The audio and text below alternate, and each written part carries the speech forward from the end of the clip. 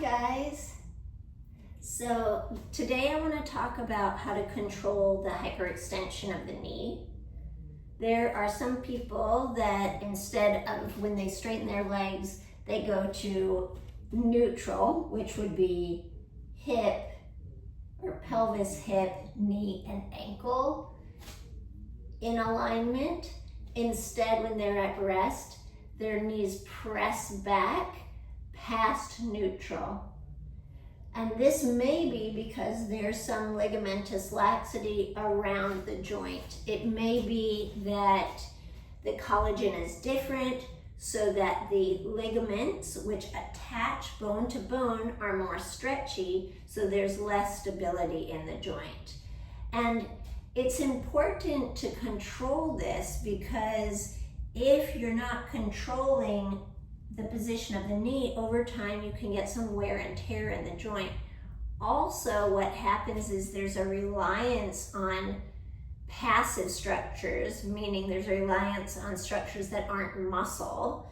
And over time, that could kind of make you weaker. But the other thing that happens is if you're standing a lot and you're resting in your hyperextension and you don't have those muscles working, it inhibits the ability of the body to bring blood back up, and so you can get kind of, it's called venous pooling. Well, you'll get blood sort of pooling in the lower legs, and that can cause people to feel dizzy. So there are a number of reasons why you want to control that hyperextension of the knee, but of course in other joints as well, because we really want to support the joints with our muscles in the case of someone who has more laxity.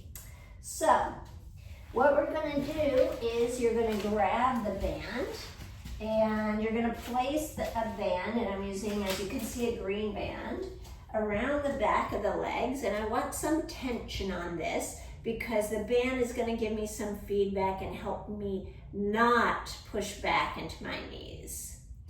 And then the exercise that we're going to do is we're going to bend the knees so we know for sure we're not locking. And then we're going to look in the mirror or the camera or the video and watch and arrive to straight, which again is that stacked position versus going beyond. And you're going to practice that bending and straightening, watching yourself so that you build that connection of where neutral is. You've got the feedback of the band and you've got the feedback of the mirror.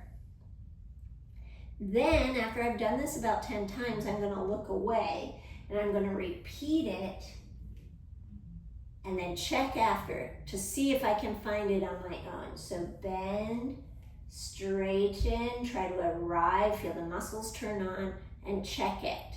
I'm going to do that 10 times. Then I'm going to turn and I'm going to do the other way. Now the band is pulling me into hyperextension, so I have to work harder. Same exercise though, bending the knees and then controlling the forces pressing me back. And I'm watching myself at first so that I can feel it and see it. And after I've done that about 10 times, I'm going to recheck it.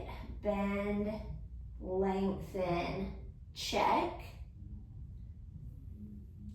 And I'm going to repeat that about 10 times. So now I've given more feedback to the front and the back of the legs. I'm going to step out of the band, and I'm going to try to do that without resistance. So it doesn't matter which way you face. But again, you're going to get yourself organized. You use the mirror or the video at first or the camera. Bend and straighten without locking. Bend and straighten. So we've done that 10 times. And then we're going to try it again. Oops. Checking in between.